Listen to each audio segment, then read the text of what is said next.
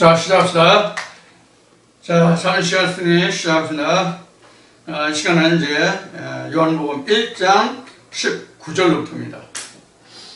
유대인들이 예루살렘에서 제사장들과 레위인들을 요한에게 보내요. 네가 누구냐 물을 때에 요한의 증거가 이러하니라.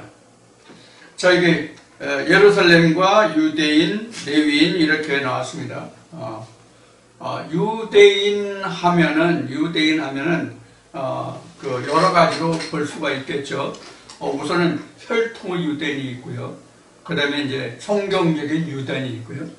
그 유대인과 헬라인에 대해서는 바울이 어디지? 고린도서 어디에 어느 말씀입니까? 보면은 헬라인은 무엇을 원하고 유대인은 무엇을 원하고 이런 말씀이 나오죠. 그래서 그 유대인과 그 헬라인은 이런 말씀을 여러분들이 참고해 주시기 바랍니다. 그래서 혈통의 유대인이 있고 우리가 영적으로 봤을 때, 성경적으로 봤을 때 유대인이 있고 하는 것을 여러분들이 볼 수 있고, 이게 이제 표면적과 이면적, 그리고 무엇을 추구하고 쫓아가느냐에 따라서 분류가 되고 있다는 것을 여러분들이 보시면 알겠습니다. 그 다음에 여기서 이제 그 제사장들이 나오는데, 당시의 제사장들은 이제 율법으로 난 제사장들이죠. 그래서 그 아론의 관찰을 쫓는 그런 그 제사장들이 당시에 여기에 등장하고 있는, 지칭하고 있는 제사장들이라고 이렇게 볼 수가 있습니다. 그 레위인들이라고 하면은 우리가 이제 출애굽기에서부터 시작해서 그 신명기에 이르기까지 기록된 그 레위인들의 그 특징이 있죠. 그래서 레위인 하면 하나님을 섬기는 그 족속들이 바로 레위인이죠. 우리가 12지파로 본다면, 그래서 하나님을 섬기는 지파들이 바로 레위인들이 되겠습니다. 그래서 레위인도 그 성막을 지키는 자들이 있고, 그 다음에 법궤를 지성소를 지키는 자들이 있고, 이렇게 이제 부류가 나눠지죠. 크게 나누면 지성소를 담당하는 자들과 성소와 성막을 담당하는 자들, 이렇게 나눠져 있죠. 같은 레위인이라도. 이것을 여러분들이 민수기서나 이런 말씀들을 레위기서를 봐서 여러분들이 참고해 주시길 바랍니다. 표면적인 것은. 자, 그 다음에 이러한 사람들이 요한에게 보내서 요한이 누구냐 이렇게 이제 묻죠. 요한에 대해서 내가 누구냐 이렇게 물어봤어요. 그러니까 이제 20절에 이제 요한이 그 물으면서 제사장들과 레위인들이 그 질문에 대해서 이제 대답을 하는 말씀이, 대답하는 그 답이 20절부터 기록되죠. 근데 예루살렘이라는 그 단어가 나왔기 때문에 조금 설명을 드리면, 예루살렘 여러분들 이면 잘 아시겠죠? 예루살렘은 평화의 터전이 바로 예루살렘입니다. 그래서 이제 지금도 중동에 가면 그 인사가 살람 하는 그 인사가 많거든요. 살람 하는 단어가 있는데, 이게 살람이 살렘입니다. 그래서 예루살렘은 바로 하나님의 평강과 평안이 있는 곳, 예루살렘 이렇게 되는데, 그래서 예루살렘이라는 이 말의 뜻을 놓고 그 내용으로 깊이 들어가 보면, 예루살렘이라는 뜻은 바로 뭐냐면 지성소가 예루살렘이 됩니다. 크게 봐서는 이스라엘이라는 나라의 수도가 예루살렘이죠. 성경으로 봐서는 지금은 그 예루살렘의 수도인가? 지금도 잘 모르겠네. 테라비브가 지금 이스라엘 수도인가요? 지금 잘 모르겠네. 그럼 확실히 말씀을 못 드리겠고, 예루살렘은 이 성경의 역사 속에서는 예루살렘이 바로 수도였죠. 자, 그래서 예루살렘이 바로 그런 뜻이라는 것을 여러분들에게 말씀드리고, 20절로 들어가서 요한이 드러내어 말하고 숨기지 아니하니 드러내어 하는 말이 나는 그리스도가 아니다 한데, 요한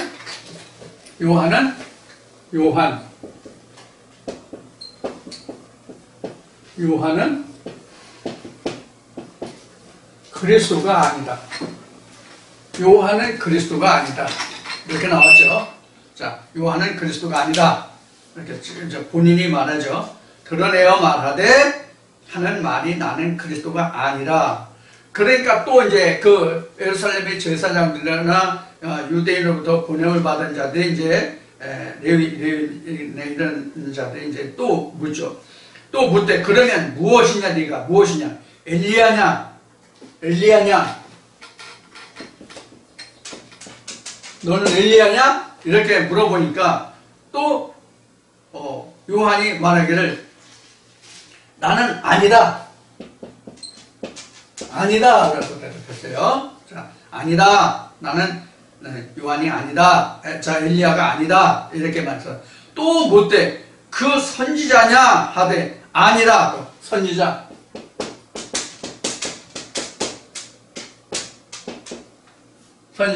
아니다. 이게 두 가지 뜻이 있어요. 여기 보면 내가 엘리야냐라고 직접 물었죠. 이건 앞 시간에 얘기한 말라기 4장 11절인가 12절에 나온 크고 두려운 날이기 전에 그 내 종 손녀를 보내겠다 그런 뜻이요.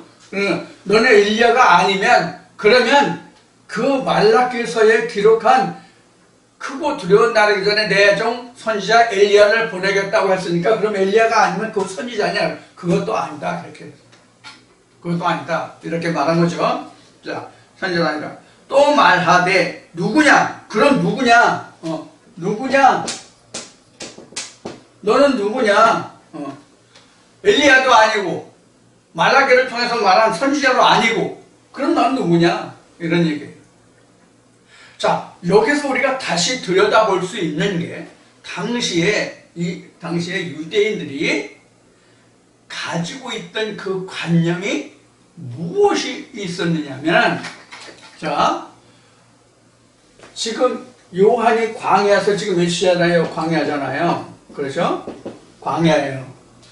광야에서 외치는데 이 전에 우리가 신학적으로 말하는 430년이란 흑암기가 있었잖아요. 예수가 말라기에서부터 요한이 광야에서 외치는 자의 소리가 있기 전까지 흑암기 430년이 있었잖아요. 우리가 간단하게 400년이라고 얘기하는데 그 400년 동안에 흑암기가 있었어요. 그리고 지금 세례요한이 광야에서 외치는 거잖아요.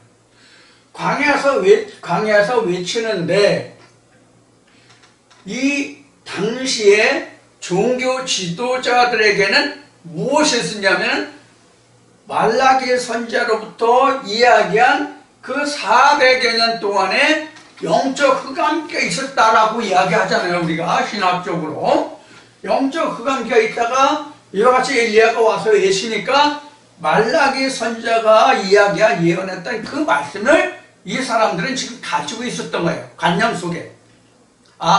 지금이 마지막 시대에 크고 두려운 날이 이르기 전에 하나님이 엘리야 그 선지자를 보내준다고 그랬는데 이 선지자냐 메시아냐 그리스도냐 이렇게 지금 물어본 거잖아요. 그리스도냐? 아니다. 엘리야냐? 아니다. 그럼 그 선지자냐? 아니다. 이 바탕에 뭐가 있냐면 이 말라기서가 전제되어 있다는 거예요. 당시의 종교 지도자들에게 이러한 사상이 있었단 말이에요. 그럼 우리가 여기서 생각할 것이 하나 있어요. 무엇이 생각할 그 점이냐면 그럼 우리가 신학적으로는 영적 흑암기 400년을 이야기하고 있는데 그럼 이 흑암기 속에는 하나님의 역사가 단절됐느냐 하는 거예요.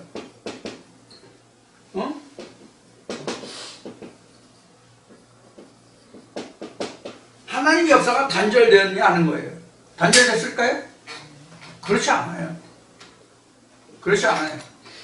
이 당시에 말라기로부터 요한과 예수가 오기까지 이런 400여 년이라는 긴 세월이 실제로 존재했을진 모르지만 내가 그 시대를 살지 않았으니까 이때 어떤 영적 흐름이 있었는지 종교계의 기독교계의 흐름이 있었는지는 추측할 수가 없잖아요. 다만 미루어 보건대 우리가 신학적으로 우리가 성경에 기록된 대로 본다면 말라기가 예언한 후 요한이 오기까지의 시간이 이렇게 걸렸다는 얘기잖아요. 그러면 이 흑암기라는 시대에는 그럼 하나님의 역사가 단절되느냐? 즉 하나님의 역사가 단절되었다는 얘기는 뭐냐면 이 430년 사이에 태어난 사람들에게는 그럼 하나님의 구원이 전혀 없었느냐 하는 얘기예요. 그 질문과 같은 거예요. 그래서 지금 이 430년이라는 동안에 그럼 하나님의 역사가 단절됐냐고 지금 제가 질문을 했잖아요.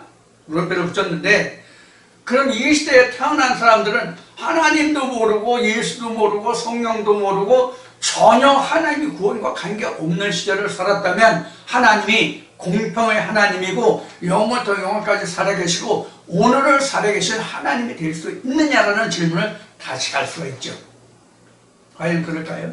그게 아니에요. 하나님의 역사는 간단 없이 단절됨이 없이 계속 이어지고 있는 거예요. 그러니까 그 당시에 뭐가 있었어요? 예루살렘의 제사장들이 예루살렘에서 제사장들과 레위인들이 요한에게 보냄을 받게 되는 거란 말이에요. 종교 지도자들이 있었기 때문에 세례 요한에게 보냄을 받게 되는 거잖아요. 종교 지도자들이 없었으면 세례 요한이 네가 왜 세례를 주느냐라고 질문할 필요도 없고 내가 누구냐고 물어볼 필요가 있을까요? 없을까요? 없죠. 왜? 종교 지도자들이 없으니까. 종교 지도자들이 없다는 뜻은 뭐냐면 하나님의 말씀을 가르치고 있는 자들이 없었다는 뜻이잖아요. 그래야 영적 흑암기죠. 여기서 영적 흑암기라고 하는 얘기는 하나님의 역사가 단절됐다는 뜻과 같기 때문에 이런 이야기를 하는 거예요. 그러면 하나님이 쉬셨다? 하나님 이때는 열왕기에 기록된 말씀과 같이 엘리야와 바알의 선자 450인이 겨루었음 같이 야 너희가 부르는 상대는 신이니 주무시는지 외출했는지 어디 먼 길을 떠났는지 야 더 불러봐 그래 불러봐 이랬던 것 같이 갈멜산의 역사와 같은 그런 것 같이 신이 외출하고 휴가 가고 잠자고 주무시고 그래서 하나님의 역사가 끊겼어요? 그런 흑암기예요? 아니에요. 그게 아니란 말이에요. 그게 아니라 이 430년이라는 것은 뭐와 같은가 하면은 심판의 시기와 같은 거예요. 자, 우리가 이것을 보자고요. 무엇을 보냐면 창세를 보자고요. 창세를 하면 반드시 뭐가 와요? 밤이 와요. 그 다음에 뭐가 와요? 아침이 와요. 자, 지금 구약이 있고요. 여기가 신약이잖아요. 이게 밤이란 말이에요. 그래서 구약과 신약을 이어줄 자가 누구예요? 지금요? 요한이에요. 이런 뜻이란 말이에요. 이게 밤이에요. 이걸 430년 또는 400년이라고 하는 거예요. 그래서 이스라엘 백성들이 출애굽할 때에 가데스 바네아에서 모세가 각 족속에 사람을 뽑아서 70인을 어떻게 보내요? 어떻게 해요? 가나안 정탐을 보내죠. 70인을 보냈나요? 그래서 그 가나안 정탐을 보냈는데 그들이 며칠 걸렸어요? 40일 걸렸죠. 그래서 이 일을 1년을 해서 그들이 광야에서 40년을 살았죠. 그렇죠? 자, 이것과 같은 뜻이래요. 이것과 같은 뜻이 된다고요. 430년이라는 뜻이 이런 뜻이 된다고요. 그러니까 구약 속에서 신약으로 전이되는 이 단계가 바로 400년이라는 40이라는 시간이에요. 그래서 에스겔서에 보면 이 일을 1년으로 한다는 말씀이 나와요. 그래서 우리가 1년으로 보는 거예요. 그래서 이스라엘 백성들이 72대의 그 예언을 받게 되죠. 언제? 유다가 멸망할 때. 유다가 멸망할 때 70년 동안 너희가 그 바벨론의 멍에를 맬 것이다. 종살이를 할 것이다라는 거예요. 70년 하면 360 곱하기 70년 하면 이게 며칠이에요? 1일을 1년으로 한다면 71회로 한다면 70년으로 한다면 70년을 1년에 360일이니까 이것을 70년 한다면 이게 몇 년이 되는 거예요? 몇 년이 되는 거예요? 1년에 365일이잖아요. 그렇죠? 1년이 365일이잖아요. 그러면 이것을 70년 하면 엄청난 세월이죠? 자, 그럼 이렇게 하면 이스라엘 백성이 실제로 70년 동안 종사했죠. 실제로는 우리가 성경을 보면 68년 만인가 이스라엘 백성들이 바벨론으로부터 노임을 받죠. 노임을 받는데 이 70년을 다시 다니엘서와 요한계시록은 이거를 얼마나 풀었어요? 얼마나 풀었어요? 일주일이란 말이에요. 일주일로 풀었다고요. 결국은. 그러니까 성경에서 말하는 뭐 40일, 40년, 400년 이스라엘 백성들이 애굽에서 종살이가 몇 년이에요? 애굽에서 종살이가 몇 년이에요? 그것도 400년이잖아요. 그리고 광야에서 헤맨 게 40일이고요. 광야에서 헤맨 게 40일이란다. 40년이고요. 자, 이러한 역사가 똑같은 거예요. 그러니까 날짜와 시간의 개념이 아니라 하나의 시대, 과정이에요. 과정이에요. 그래서 이스라엘 백성들이 애굽을 거쳐서 광야를 거쳐서 요단강을 건너서 여리고 성에 왔다가 가나안 본토에 들어가잖아요. 그럼 그 기간이 다 400년이라고 여러분들이 생각을 하시면 돼요. 그러니까 여기서 우리가 이런 그 시간적인 개념은 우리가 크게 염두에 둘 필요가 없습니다. 그래서 성경에는 바울이 이렇게 말하죠. 하루를 천년같이, 천년을 하루같이 이렇게. 그러니까 하루라는 시간 개념 속에 그것이 천년이 될 수도 있고 1년이 될 수 있고 하루가 될 수도 있다는 거, 이거를 여러분들이 염두에 두시고 이 말씀을 들어주시기 바랍니다. 그럼 이제 영적 흑암기라는 것에 대해서 이렇게 이제 말씀을 드립니다. 그리고 영적 흑암기 430년이라는 건 아무런 의미가 없다. 지금으로서 이러이러한 것이다라고 지금을 말씀드렸습니다. 그래서 엘리야가 이렇게 말하죠. 그럼 선자도 아니다. 또 말하되 누구냐?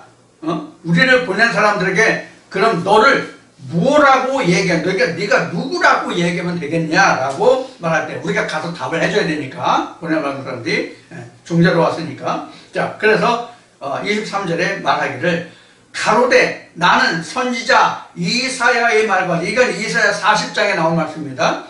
이사야의 말과 같이 주의 길을 곧게 하라고 광야에서 외치는 자의 소리로라 하니라 이랬어요. 광야에 외치는 자의 소리. 우리 이제 광야하면 우리가 그 이야기할 때 우리가 언뜻 떠올리는 것이 뭐냐면 그 넓은 뜰을 얘기해요. 광야. 우리가 그래서 이제 광야라고 하는 뜻을 우리가 잘 봐야 합니다.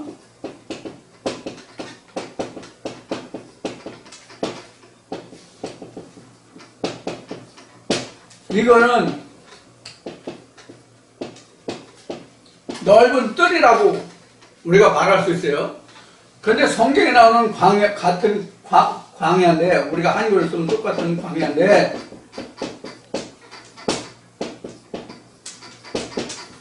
이런 광야예요. 이거는 이 광야는 넓은 뜰이죠. 이 광야는 황무지라는 뜻이에요. 미개척지라는 뜻이에요. 미개척지. 여기는 플레인 필드라고 한다면 여기는 와일드니스예요. 여기는 플레인 필드라면 여기는 와일드니스라고요. 그래서 여기는 황무지. 우리 찬송가에 황무지가 장미꽃같이 이렇게 그 찬송이 있죠. 그 황무지라는 뜻이 광야예요.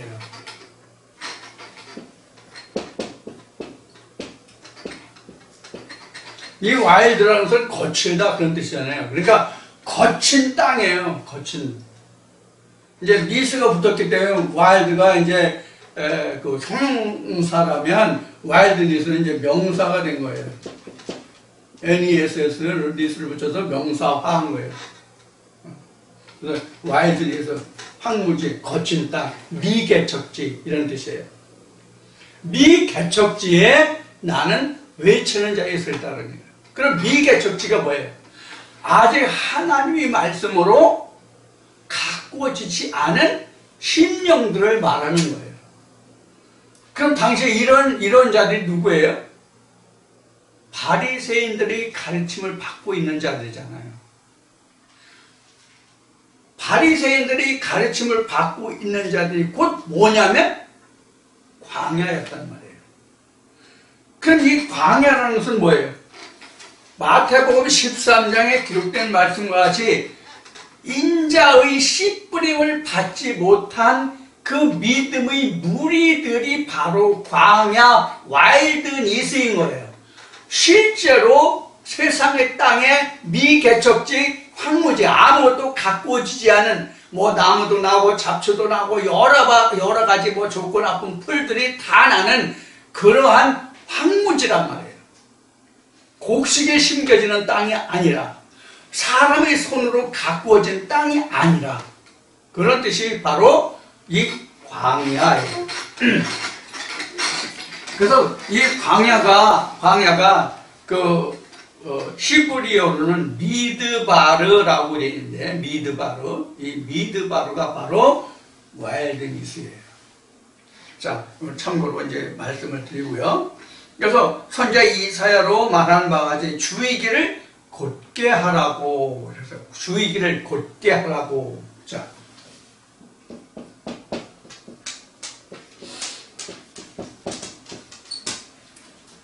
그럼 이 말은 다시 말하면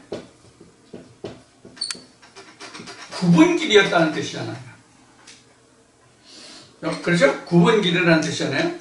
그래서 이사야 27장인가 어디 보면 그 구분길 리오야당 나오죠.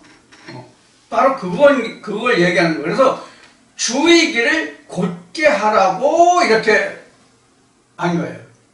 그럼 곧게 해야 된다는 뜻은 그 길이 바로 곧지 않았기 때문에 구분길이었기 때문에 곧게 하라고 나온 것이죠. 그래서 예수 그리스도를 뭐라고 그래요? 첩경이다라고 그러죠. 첩경. 그렇죠? 첩경이다라고 그러죠. 이 첩경이라는 얘기는 이건 한문인데 우리말로 하면 이건 지름길이란 말이에요. 지름길은 가장 빠르게 갈 수 있는 고든 길이 지름길이죠. 그래서 이 구분길을 주의길을 곧게 하려면 지름길을 만들어라. 즉 예수 그리스도가 갈 수 있는 길로 만들어라. 첩경으로 만들어라. 이런 뜻이란 말이에요. 자, 그래서 곧게 하라고 광야에서 외치는 자의 소리라 하니라. 광야에서 이 광야 아니고 이런 광야에서 외치는 자의 소리라. 그러면 평탄케 한다, 주의 길을 곧게 한다는 뜻이 뭐예요? 황무지를 개간한다는 뜻이잖아요. 황무지를 개간해서 경작한다는 뜻이잖아요. 경작한다는 얘기는 씨 뿌리고 가꾼다는 뜻이죠. 이게 바로 주의 길을 곧게 한다는, 즉 구분길을 곧게 한다는 뜻이에요. 자, 그래서 광야에서 외치는 자의 소리로 하니 저희는 바리새인들에게서 보낸 자가 또 물어가는데 내가 만일 그리스도 아니요 엘리야도 아니고 선지자도 아닐진데 어째여 세례를 주느냐. 자, 여기서 우리가 하나 볼 게 있어요. 뭐냐면 세례의 주체입니다.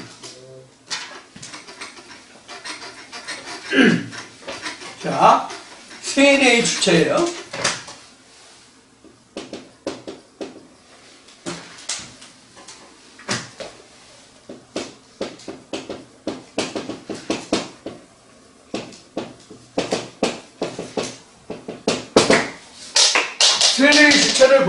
세례의 주체를 보면 여기서 지금 기록한 거 당시에 바리새인들이 지금 생각하는 지금 세례를 줄 수 있는 자를 보면은 어떤 자냐면 그리스도.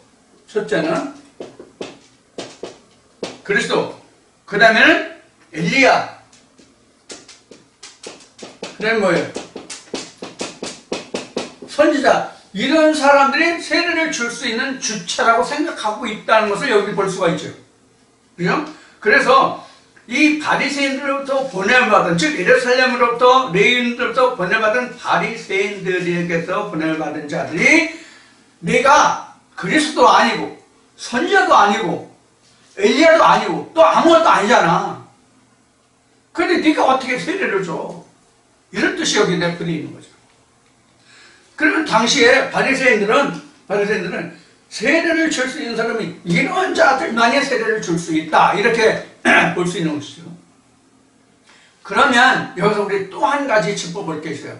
뭐냐 하면은 당시에 바리새인들은 세례를 주었다 안 주었다? 세례를 주었다 안 주었다? 어느 쪽일 것 같습니까? 세례가 없었다고 봐야죠. 세례가 없었다고 봐야죠. 왜냐면 그리스도도 없고 엘리야도 없고 선지자도 없는데 누가 세례 줘? 그러니까 세례가 없었어요. 근데 세례 요한이 와서 세례를 주었다는 그런 가운데서 그래서 물은 거예요. 네가 그리스도냐? 아니다. 그럼 엘리야냐? 아니다. 그럼 선지자냐? 아니다. 왜 세례요한이 전부 아니다라고 했는지는 이 뒤에 말씀을 드릴게요. 자, 그러면 여기서 우리가 그 이면을 들여다보면 당시의 종교 지도자들은 세례가 없었다라는 것을 우리가 볼 수 있다고요. 그래서 세례가 없었다. 자, 그러면 세례가 없었다라는 그 이면을 보면 무엇을 우리가 들여다볼 수 있어요? 구원이 없음이에요. 구원 없음. 그래서 앞에 말씀드린 바와 같이 이 시대를 흑암기다 이렇게 본 거란 말이에요. 흑암기다. 왜? 세례가 없었기 때문에. 세례가 없었기 때문에 구원이 없는 거예요. 세례가 곧 뭐예요? 우리가 성경에서 나오는 세례의 종류가 몇 가지예요? 성경에 나오는 세례가 몇 가지예요? 크게 보면 두 가지예요. 물세례와 불세례. 물세례와 불세례예요. 여기서는 지금 물세례와 불세례가 지금 별도로 나오지 않고 있지만 공관복음에 보면 나는 물로 세례를 주거나 내 뒤에 오시는 불로 세례를 준다는 말씀이 나오죠. 그래서 크게 보면은 물세례와 불세례로 나눌 수 있는데 당시에 세례요한 이전에는 말라기 이후로 세례요한이 오기 전까지는 세례가 없었다 이렇게 보아야 한단 말이에요. 그래서 내가 이러이러한 자가 아닌데 내가 무슨 권한으로 세례를 주느냐 이런 뜻이란 말이에요. 그러면 이때 당시에는 말라기부터 세례요한이 세례를 줄 때까지는 종교 지도자는 있었지만은 세례는 없었다. 세례가 없었다는 것은 구원이 없었다 그런 뜻이란 말이에요. 자, 구원이 없었기 때문에 내가 이런 자들이 아닌데 내가 무슨 권한으로 세례를 주자 구원을 시킨다고 하느냐 이런 뜻이란 말이에요. 자, 이것을 놓고 보면 오늘날 모든 교회 목사들이 세례합니까? 안 합니까? 하죠. 세례하죠? 그럼 그 세례가 맞느냐 안 맞느냐 하는 것도 우리가 볼 수 있어요. 왜 볼 수 있냐면 네가 그리스도냐라고 물으면 뭐라고 할 거예요? 아니라고 그러죠. 너 그럼 엘리야냐? 그럼 뭐라고 할 거예요? 아니라고 할 거예요. 너 그럼 선지자냐? 그럼 아니라고 할 거란 말이에요. 왜 선지자가 아니라고 하느냐면 신학에서 말하기를 오늘날은 뭐가 없다? 사도가 없다 이렇게 얘기했단 말이에요. 사도가 없다는 얘기는 그리스도, 엘리야도, 선지자도 없다는 뜻이에요. 오늘날은 사도가 없다는 뜻은. 아시겠어요? 무슨 뜻인지? 그럼 이렇게 말하는 사도가 없다라고 말하는 그들의 무리는 지금도 뭐예요? 영적 흑암계예요. 아시겠어요? 그러면 오늘날도 영적 세례를 받지 못하면, 즉 레마의 말씀을 듣지 못하면 그들은 아직도 영적 흑암기 400년 속에 속한 거예요. 그럼 종교자들이 없어요? 하나님 가르침 못 받아요? 받잖아요. 받고 있지만 그리스도 아직 안 왔고 엘리야도 없고 선지자도 없고 해요. 근데 그들은 뭐예요? 그리스도도 있고 성령도 있고 선지자도 있고 다 있다고 그러죠. 어느 교회 어느 목사 어느 교단치고 나 예수 몰라, 하나님 몰라, 성령 몰라, 구원 없어 하는 그 어느 한 곳이라도 있냐고요? 없죠. 그러나 지금 말씀을 나눈 바와 같이 그 이면에 들어가면 바로 이러한 결과를 가지고 있단 말이에요. 이러한 내용들이란 말이에요. 그 속에 내포되고 있는 것은 그렇단 말이에요. 실상을 뜯어 그 안에 들어가 보면 그렇단 말이에요. 어때요? 놀랍죠? 이래서 영적 흑암기라고 하는 거예요. 그래서 지금도 성령 세례를 받지 못했다면 영적 흑암기일 거예요. 아직도 말라기에서부터 지금 아직도 흑암기에 있는 거예요. 어쩌면 그들은 구약도 모르잖아요. 왜? 유전 아래에 있고 계명 아래에 있지 못하기 때문에. 계명 아래에 있지 못하다는 얘기는 뭐냐면 언약이 없다는 뜻이에요. 언약이 없다는 얘기는 뭐냐면 미래가 없다는 얘기예요. 그런데 현재 모든 교단, 교회마다 다 미래가 없어요? 있잖아요. 그 미래라고 하는 것이 지금 뭘 두고 얘기했는지 아시겠죠? 구원이에요, 구원. 하나님 나라. 예수가 말하는, 계시록에서 말하는 아버지의 보좌가 없다고 말하는 교단과 교회가 한 곳이라도 있느냐 하는 거예요. 그러나 이 말씀의 실상으로 들어가서 보면 그들에게는 없잖아요. 그들은 있다고 말하지만, 자, 그것을 여기서 이제 볼 수가 있어요. 네, 자, 그래서 우리가 그 세례를 준다는 것은 이러한 사람들이 주는 것으로 알고 있어요. 자, 그러면 그리스도 아니고 엘리야도 아니고 선지자도 아니면 오늘날 세례하면 돼요, 안 돼요? 안 되잖아요, 목사들은. 그리스도 아니잖아요. 엘리야 아니잖아요. 선지자 아니잖아요. 선지자는 사도가 없다니까, 오늘날은 사도가 없다니까, 이 시대는. 그럼 아무것도 아니잖아요. 그럼 세례 없잖아요. 근데 왜 세례 주냐고. 왜 세례 주냐고, 교회마다 왜 세례 주냐고, 목사들이. 정한수 떠다놓고, 정한수인지 아닌지 모르지만, 정한수 떠다놓고 물 찍어서 머리에 물 찍어 바르면 그게 세례예요? 아니죠. 물 세례라고 하니까 물 찍어 바르면서 그걸 물 세례라고 얘기하는데 그 물이 아니잖아요. 그렇죠? 그 물이 아니잖아요. 하나님의 말씀의 세례가 물 세례란 말이에요.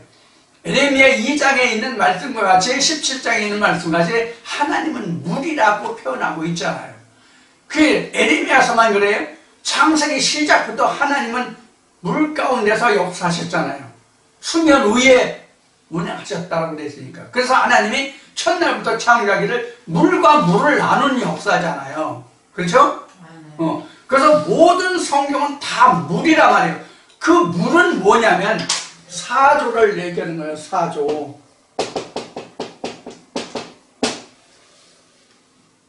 사조.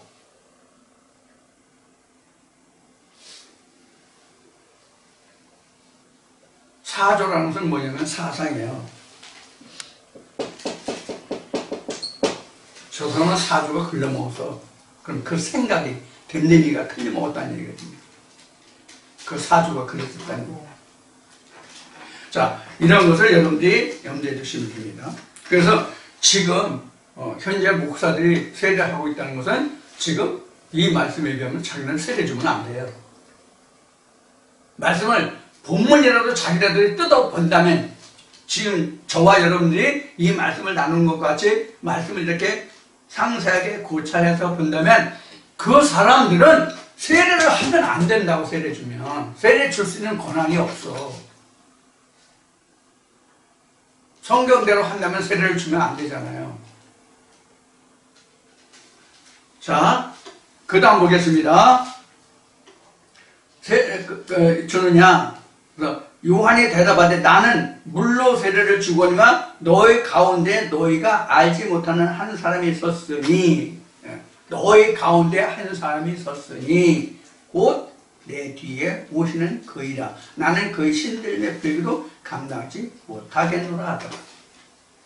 너희 중에 섰다는 얘기는 그들이 지금 너희 중에라고 하는 것은 지금 세례요한이 너희 중에라고 하는 것은 그 사람 에루살렘으로부터 그 레위 족속들로부터 번역을 받은 자들이잖아요. 그래서 그들 중에 한 사람이 섰다. 그 이야기는 무슨 이야기냐면 내가 증거한 말이 있고 나는 광야에 외치는 자의 소리니까 너희들 중에 내가 외친 이 말 중에 너희들 중에 한 사람이 서 있다. 그 뜻이란 말이에요. 그러니까 내가 전하는 내가 외치는 광야에 외치는 자의 그 말 속에 너희가 알지 못하는 한 사람이 섰다. 그가 곧 누구냐? 예수다. 그런 뜻이죠. 의미적으로 봐서 다음을 보고 설명을 드리겠습니다. 이 일은 요한의 세례주던 곧 요단강 건너편 베다니에서 된 일이라. 요단강 베다니에서 된 일이라. 요단강 건너편. 자,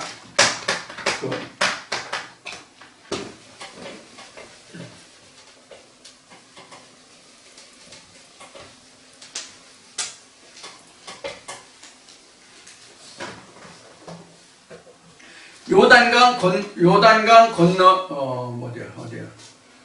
28절에 이 일은 요한의 세례주던 곧 요단강 건너편 베다니에서 된 일이니라. 이렇게 되어 있어요. 자, 그러면은 이 베다니가 나왔는데 이 그 베다니라는 그 말은 베다니아인데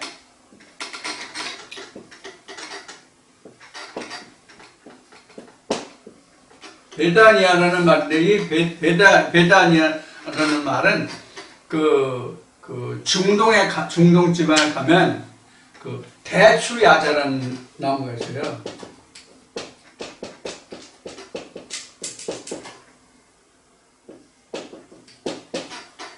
우리나라도 지금 이 열매가 지금은 수입돼서 들어오는 것 같은데, 혹시 이 동영상을 들으시는 분들 중에 지난날 그 중동에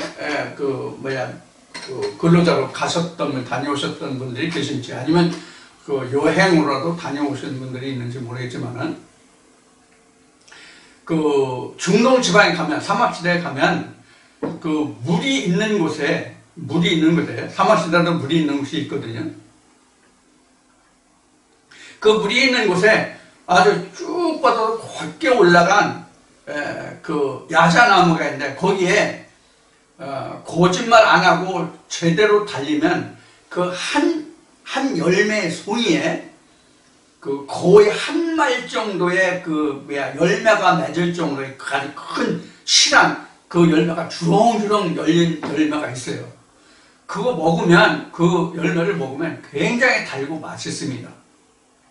그게 바로 대추야자나무라는 거예요.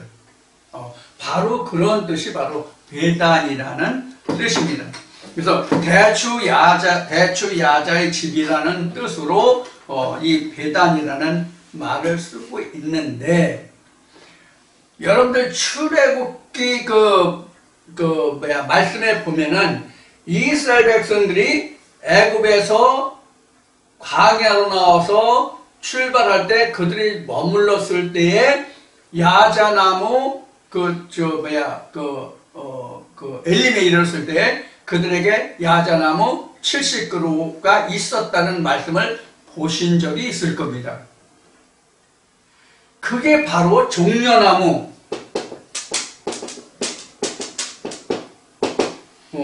이런 말로도 나오고요. 종려나무 70그루가 있었다 하는 것을 우리가 보신 적이 있을 거예요. 출애굽기에서. 이제 출애굽기에서 말씀에서 보면 이제 이런 말씀을 보면 종려나무 70그루 이렇게 이제 보신 적이 있을 텐데, 이 종려나무나 대추 야자나무가 같은 종류입니다. 같은 겁니다. 그래서 이 종려나무라고 하는 것은 여기에 종려나무인 곳에 대체적으로 샘이 있어요. 그럼 이스라엘 백성들이 지친 곳이죠. 그렇죠? 이런 것에서. 근데 이 종려나무의 특징이 뭐냐면 나무가 굉장히 곧아요. 이렇게 아주 곧게 올라갔어요. 뭐 굽은 것도 많이 있습니다. 대체적으로 곧고 겉은 굉장히 거칠어요. 그리고 잎이 아주 뾰족뾰족하고 굉장히 무성합니다. 그래서 열매가 엄청 크게 열려요.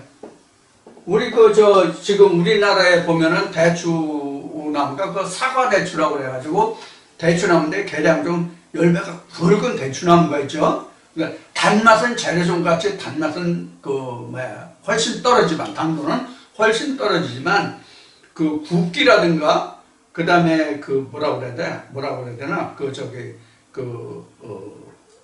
열매는 굉장히 많이 맺어요. 그래서 계량 대추를 많이 심는데 계량종 대추보다도 훨씬 큽니다. 땅이 좀 좋은 데는.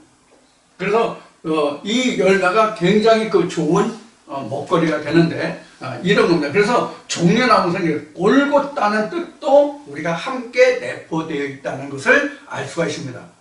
그러면 이 올곧다는 뜻이 그럼 종려나무라는 것이 베다니라는 것이 그럼 어떤 의미를 가지고 곧다라고 되어 있냐면 지금 구분기를 곧게 하려 왔다고 되어 있죠.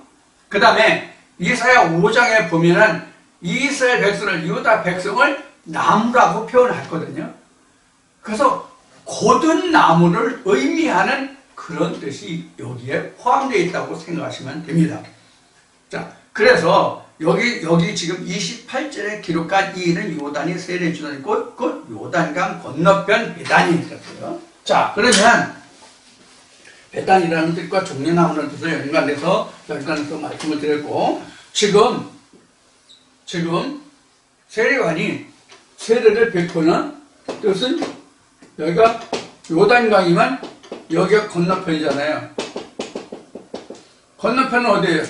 여리고 평야가 되는 거예요. 결국은 여리고 평야가 되고 여기는 어디예요? 이쪽은 광야가 되겠죠. 자, 그러면 지금 바리새인들은 지금 여기 있어요. 세례요한은 지금 여기 있어요. 위치가 이래요, 지금요. 여러분, 이 지경을 살펴볼 수 있죠, 지금 설명에서. 그래서 요단강 건너편에 지금 여리고평에 세례요한인데 여기가 어디냐면 다만 그 마을 이름이 베다니아라는 뜻이에요. 베다니. 우리는 베다니로 나왔는데 헬라어로는 베다니아라고 나왔는데 우리는 이제 번역이 베다니로 나왔습니다. 자, 이렇게 된 거예요. 그러니까 요단강이 경계점이죠. 그래서 마태복음 11장을 앞서 말씀드렸는데 천국은 세례요한의 때부터 침노를 당한다는 뜻이 바로 요단의 경계점이에요. 이 요단의 경계점. 그래서 이쪽은 완전히 율법 아래에 있는 자들, 그것도 같은 율법이지만 여기는 유전 율법 아래에 있는 자들이란 말이에요. 그 다음에 여기는 지금 진리로 지금 전환되는 시기란 말이에요. 왜 진리로 전환되는 시기예요? 왜 천국이 세례 요한의 때부터 침노를 받아요? 세례 요한의 일침 후에 누가 와요? 예수가 오기 때문에 이때부터 천국은 침노를 당한다는 뜻이에요. 그럼 세례가 뭐라고 그랬어요, 앞에? 세례가 앞에 뭐라고 그랬어요? 구원의 의미가 들어있다고 되어 있잖아요. 은혜를 입는 때가 세례란 말이에요. 그래서 세례 요한의 때부터 천국이 침노를 당한다라고 되는 거예요. 그래서 침노하는 자는 차지한다. 그 나라를 얻는다. 이렇게 된 거예요. 자, 그러면 세례 요한이 세례를 준다는 뜻이 뭔지 알았죠? 세례 요한이 세례를 준다는 뜻이 뭐예요? 세례 요한이 세례를 준다는 뜻이 뭐예요? 자기는 광야의 외침이고 그 뒤에 오시는 일을 알게 하면 그것이 바로 세례란 말이에요. 그럼 세례는 누가 줘요? 표면적으로는 세례 요한이 주지만 실상으로는 누가 줘요? 예수가 주는 거예요. 왜 그럼 세례는 예수가 주는 것이라고 얘기해요? 구원이 여기서 나니까. 그렇죠? 그러니까 세례 요한이 내가 광야에서 외치는 자의 소리라고 한 것은 내 뒤에 오시는 이가 바로 이러한 자다. 세례를 주는 자다. 나는 그 힘들매조차로 나는 감당치 못한다. 나는 물세례다. 그는 불러준다. 그런 설명이 여기 지금 있는 거예요. 앞에 설명이.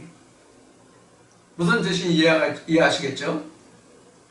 그러면 세례 요한이 세례를 주는 뜻은, 세례 요한이 세례를 주는 뜻은 지금 말씀드린 바와 같이 표면적으로는 세례 요한이 세례를 주지만 표면적으로 행하는 그 자체, 외형적으로는 그 세례 요한이 세례를 주지만 그 세례를 통해서 뭐가 드러나요? 예수가 드러난다. 예수가. 이것이 주의 길을 평탄케 한다는 뜻이란 말이에요. 이것이 주의 길을 평탄케 한다는 뜻이고 이것이 내 뒤에 오시리란 말이에요. 내 뒤에 온다는 것은 내가 이 증거하는 말씀 속에 예수가 들어있어, 구원이 들어있어, 생명이 들어있어, 빛이 들어있어, 그 얘기란 말이에요. 그래서 이 말씀을 듣고 깨닫는 자니 이런 말씀이 나오잖아요. 그죠? 마태복음 13장에 나오나? 좋은 땅은 이 말씀을 듣고 깨닫는 자니 이러한 자는 30배, 60배, 100배의 결실을 맺느니라. 이 깨달음이 곧 뭐냐면 예수 성령이란 말이에요. 그게 바로 세례라고. 내 뒤에 오시는 이라고. 여러분들도 제가 지금 증거해드리는 이 말씀을 들으신 연후에 무엇이 와요? 성령이 와요. 예수가 와요. 생명이 와요. 빛이 와요. 세례가 와요. 구원이 와요. 그래서 이 말씀을 듣는 자체가 구원이 아니고 세례가 아니고 하나님과 예수 그리스도 성령을 아는 것이 아니고 이 말씀을 듣고 뒤에 오시느니 즉 깨달음이 있어야 된다라고 말씀드리는 게 바로 그런 연유예요. 무슨 뜻인지 충분히 이해가 되십니까? 그래서 우리가 같은 말, 같은 뜻, 같은 말을 할지라도 그 뜻을 어떻게 증가하고 그 뜻을 어떻게 깨달았느냐에 따라서 그 사람의 같은 말씀의 증가하는 내용이 질이, 깊이가, 넓이가, 높이가 틀릴 거예요. 자, 그러면 왜 세례 요한이 세례를 주어야 하는가? 왜 세례 요한이 세례를 주어야 하는가를 앞에 말씀드린다고 그랬죠? 왜 세례 요한이 세례를 베푸는가 하는 것을 말씀드린다고 그랬죠? 자, 예수는 우리가 복음서 보시는 것 같이 예수가 세례를 줬다고 했어요? 성경에 증거했어요? 안 했어요? 예수가 세례 줬다고 돼 있어요? 제자들이 행했다고 돼 있어요. 복음서에 보면 이제 요한복음서도 이제 뒤에 나오겠지만 예수가 행한 것이 아니라 제자들이 행했다. 그럼 제자들이 행했다 그 뜻은 바로 뭐냐면 세례요한이 했다 이 뜻과 같은 뜻이래요. 예수가 직접 세례를 주는 게 아니에요. 광야에 외치는 자의 소리를 통해서 예수의 세례가 와요. 마치 제가 지금 전해드린 말씀과 같고 세례요한이 광야에서 외치는 자의 소리와 같은 거예요. 무슨 뜻인지 이해가 되셨나요? 저희 이런 거예요. 우리가 음식을 섭취하잖아요. 음식을 섭취하면 그 음식을 입에서 씹어서 침과 함께 섞여서 합해서 씹어서 곱게 갈아서 위 속으로 들어가면 식도를 거쳐서 위 속으로 들어가면 위산이 분배돼서 위산이 그것을 병원균도 제거하고 그것도 다시 삭히고 해서 그것을 12장에서 췌장액을 내서 또 다음즙을 내서 그것을 소화시켜서 내려보내요. 그래서 단백질 같은 거는 췌장액으로 녹여서 그것을 소장으로 보는 소장에서 각종 영양소를 흡수한단 말이에요. 소장을 거쳐서. 그래서 각종 음식물을 소화시키는 것은 그 입에서 위까지 췌장까지 그 간즙과 담즙을 통해서 위산을 통해서 하고 단백질은 췌장에게 분해하고 해서 소장에서 각종 영양소를 흡수하고 그 남은 찌꺼기와 물은 대장에서 수분을 흡수하고 배설하고 배설물을 만들어낸단 말이에요. 자, 그러면 광야에 외치는 자의 소리는 어디까지를 말하냐면 입에서 위장, 췌장, 간즙, 담즙까지가 우리가 광야에 외치는 자의 소리예요. 그 다음에 소장에서 각종 영양을 흡수해요. 이것이 바로 뭐냐면 내 뒤에 오시는 일. 이게 네마, 엑기스, 영양분이에요. 그리고 나머지는 다 배설돼요. 이 과정과 똑같아요. 광야에 외치는 자의 소리라는 것이 이와 똑같다고. 그래서 여러분들은 광야에 외치는 자의 소리를 통해서 씹고 삼키고 각종 소화약을 통해서 그것을 분해해서 흡수하는 것이 몸의 영양이죠. 그렇죠? 위장 위에까지 들어갔다고 해서 그것이 다 먹은 것이 아니고 그것이 영양이 되는 게 아니잖아요. 그렇죠? 거긴 영양도 있고 배설물도 같이 포함되어 있단 말이에요. 광야에 외치는 자의 소리, 내 뒤에 오는 자라고 하는 것은 광야에 외치는 자의 소리 속에 내 뒤에 오실 이도 있고 광야에 외치는 자의 소리도 있고 그렇단 말이에요. 함께 들어있는 거란 말이에요. 그러니까 배설물과 영양이 함께 들어있는 거예요. 그럼 여러분들은 이 먹은 것을 가지고 소화해서 영양을 섭취하듯이 여러분들은 이 들은 말씀을 소화해서 여러분들이 섭취할 것, 취할 것은 취하고 버릴 것은 버리는 과정을 통해서 얻어지는 그 결과가 바로 뭐냐면 내 뒤에 오시느니라 그런 얘기예요. 무슨 말인지 아시겠죠? 그래서 예수가 말하기를 사람이 입으로 들어가는 것이 사람을 더럽게 하는 것이 아니다. 입으로 들어가는 것은 뒤로 나온 줄을 너희가 알지 못하느냐. 입에서 나오는 것이 사람을 더럽게 하고 죽이는 것이다. 이렇게 하는 거예요. 그럼 입에서 나오는 게 뭐예요? 로고스잖아요. 아시겠어요? 그래서 입은 선지자다. 이렇게 나온 거예요. 성경에. 입은 선지자다.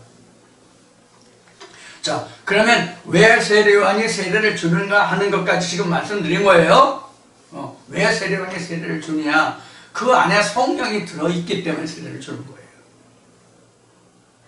세례요한의 입의 말은 거기에 성령이 들어있기 때문에, 예수가 들어있기 때문에, 레마가 들어있기 때문에, 생명이 들어있기 때문에, 빛이 들어있기 때문에